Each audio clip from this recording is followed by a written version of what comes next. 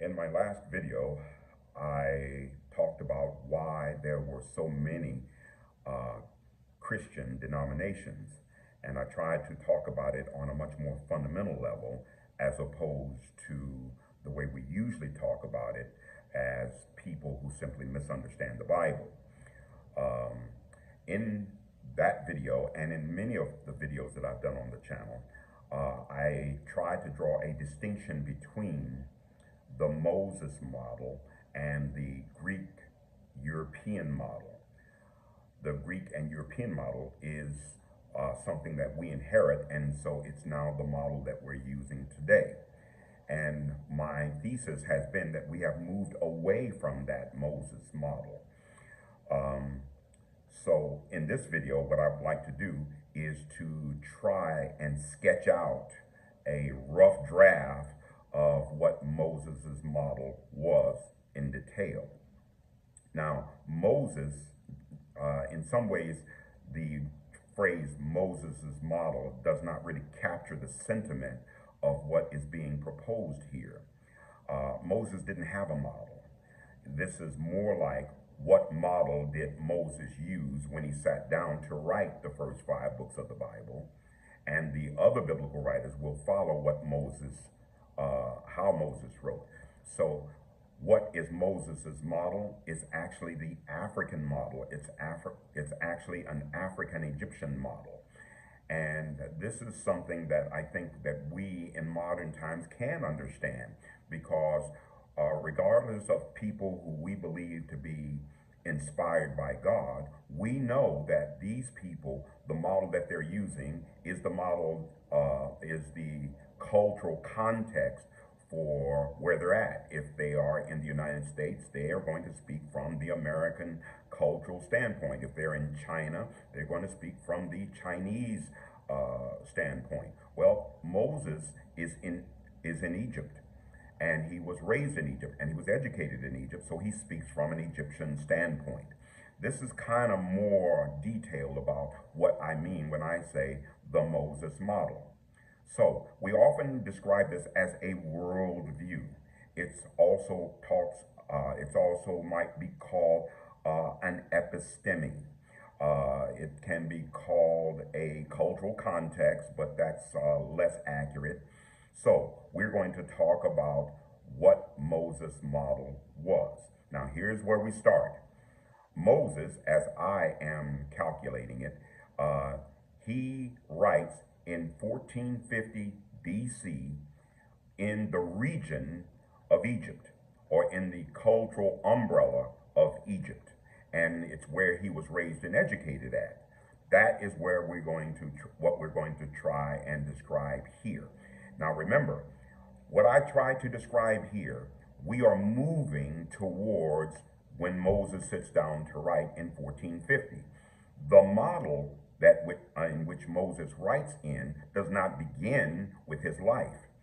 Actually, the Moses model, or the episteme, or the cultural context that he is writing in, begins many, many thousands of years earlier. So let's start at the beginning of what will eventually be Moses's conceptualization of the world that he lives in. And God, when God gives him the message, when he gives him this inspiration to write, when God speaks to him, it's going to be in that context. That doesn't make it any less inspired. It just means that God is speaking to Moses in a way that he will understand in the world that he is writing in. Okay? This model, in the last video I said, I called it the sacred model. So this sacred model is an African model. It's the earliest and the first in history. So the beginning of that model, the first evidence of that model that I have been able to detect, occurs around 5600 BC. Now that date is pretty locked. 5600 BC is the first time that we see in Africa, and the specific location is the Sahara. That the Sahara Desert but it wasn't a desert at that time. It was green and had rivers and things like that. It is here in the Sahara that we find the first evidence of what might be called the sacred model. And it surrounds, of all things, resurrection, where we find a mummy that has been preserved and that has been surgically altered to prepare for an afterlife. And since we have always found that African people always believed in God, this is our first evidence that African people believed in God's power to resurrect. This occurs in the Sahara 4,150 years before Moses writes Genesis. Now, by the time we get to 3400 BC, we find the first dynasty of Egypt, and the system or model or cultural context for the sacred is already developed and fully blown in 3400 BC. That is 1,950 years before Moses writes the book of Genesis. Now, in this model, in this episteme of Moses's context that he will eventually write in, the first element we probably should talk about is the element of time. The conceptualization of time in the sacred model is essential to understanding how African people of ancient Egypt conceptualized the universe that they lived in. For this, there are two major divisions. The first division is the journey of the sun. This is the first conceptualization of how African people of Egypt conceptualize time. This is where we start with the 24-hour period as for one day. The Egyptians are the ones who give us this in our modern times. The Egyptians are the first ones to conceptualize the 24-hour period. And that 24-hour period is measured or symbolized in a principle of God called Ra. Now remember, we have always said on this channel that African people worship one God. So the Egyptians are worshiping one God, and one aspect of God's principle is Ra, which represents the 24-hour period. Next, the next period of time is the Nile. The Nile represents 1 year. The 365 days measuring a year is actually also an Egyptian concept. Now, that particular principle of time is represented by Osiris. Now, this is interesting because the 365-day year, the flooding of the Nile every year, 365 days, Osiris represents the principle of resurrection, which is the first evidence that we mentioned earlier in 5600 BC of mummification. And Osiris is the principle of that resurrection, and he also represents the Nile. These two aspects and principles. Now, from this conceptualization of time, numbers are always represented in a very special way. Most African calendars from Egypt, Ethiopia, Nubia, and even into West Africa, because Egypt and Ethiopia will populate the rest of Africa. Most African calendars are not really concerned with numbers, with dates. What they are more concerned with is events. The reason why calendars are represented with events is because there is indeed a belief that the events are coming from God. So calendars tend to say things like the rising of the sun. They measure time from the rising of the sun, or the inundation of a river, as in the Nile. They will also represent time as a certain time in the reign of a certain king. They'll also represent time at the starting of the building of a temple or pyramid. the rising of a star. These are all ways in which the Egyptians start to measure time. That is to say that the calendar, uh, time is represented as events as opposed to numerical value. Now, eventually, the Greeks, when they come, they will be more concerned with the numerical value, which we will eventually accept. Now, when it comes to time, we have how they conceptualize that, which is very different from our times. We come to writing. Writing is also a special issue. Writing is going to be different because now writing is seen as something that comes from God. It is sacred writing. Therefore, sacred writing is going to be different than any other type of writing, and it's definitely going to be different from Greeks and Romans and therefore Europeans' ideas of writing. For the African, writing is sacred. Meduneter is what it's called, what you call the hieroglyphs. The word meduneter means sacred carvings of God, which means that writing is something of revelation, not just some record that you're writing down of recording of facts. But no, writing itself is divine. Writing is actually something of God. It was a medium by which they represent revelation. Therefore, truth is not fact in the way Aristotle will see it, the Greek. Truth is revelation. And therefore, because it is revelation, it's going to be very different than anything else that we read in writing. So therefore, writing is going to have many dimensions because it's divine revelations. That means that writing in the Egyptian context or the African mindset is symbolic, yes. It is alphabetical, yes. And it can even be lexical, which is what we understand most. But understand that what you're reading are symbols that represent revelation. And that's going to give a very different way you interpret the readings.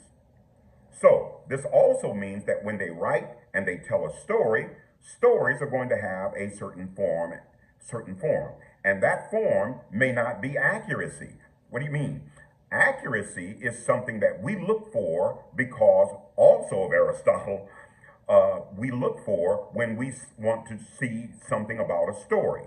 If it's not, we call it myth. Myth from the Greek mythos, meaning story. But in sacred writing, in the sacred history, fact is secondary. Therefore, accuracy is not a real priority here because accuracy is something to do with fact. But this is revelation. And so therefore, people in Revelation, people talking about revelation, they're not really concerned with accuracy because it is something that God is revealing. So since God is revealing it, it's truth. Regardless of whether you think it's fact of your science or not, it's fact from the sense that it's revealed by God. Therefore, sacred writing is not rooted in logic, reason, and rationale. It's rooted in faith and tradition. This makes it very different. Now you see, we are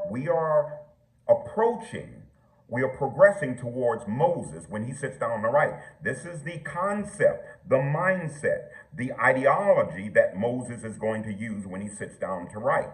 Now, the reason I'm saying it like this is because that we will eventually disregard this system and we will pick up and accept the Greek and Roman, which is a completely different system.